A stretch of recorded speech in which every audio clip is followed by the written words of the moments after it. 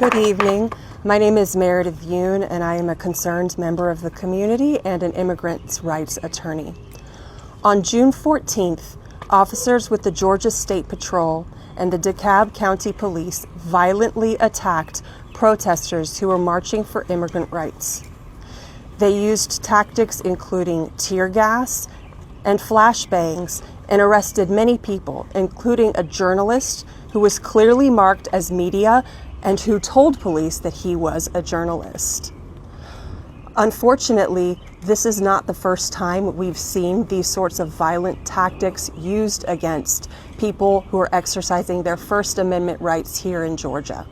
Since at least 2020, we've seen similar tactics being used by police against the movement for Black Lives and to stop the genocide in Gaza.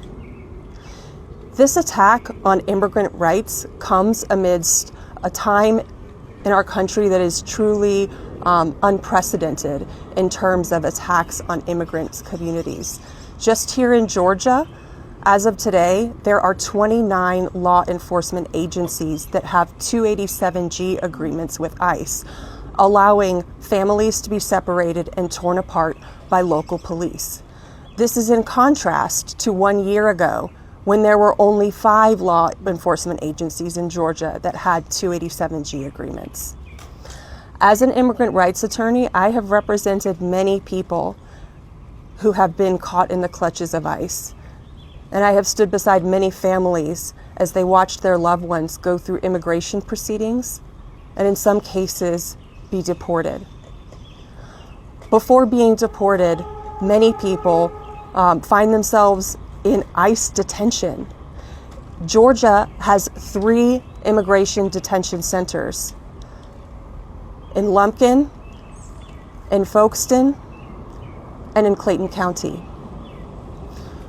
The detention center in Folkston was just approved by the County Board of Commissioners to be expanded to have 3,000 beds, which would make it the largest ICE detention center in the country. Shame. That's added to several, I believe it's 1,800 beds that are at the Stewart Detention Center in Lumpkin.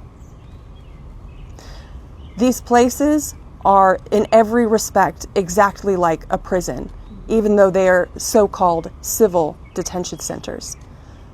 People are held in these facilities for many months and even years in horrible conditions with terrible and insufficient food, insufficient nutrition, lack of contact with the outside world, hundreds of miles away from their loved ones and from any sort of legal counsel. It is truly disturbing what we saw at this protest on June 14th, and I'm afraid that it's not the last time we'll see it. But there are many people here who are ready to fight and stand up against it, and attorneys who are ready to defend people who have had their rights violated. So my message to law enforcement today would be to